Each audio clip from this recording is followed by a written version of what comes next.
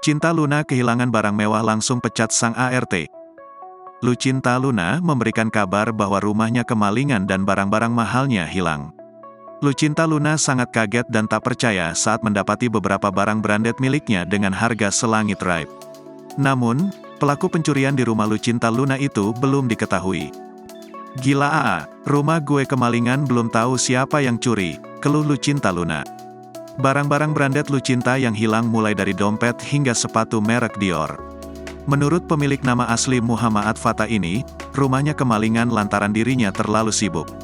Selain itu, Lucinta merasa terlalu memanjakan ART rumahnya. Ia pun menduga pelaku yang mencuri barang-barang brandednya itu adalah orang dalam.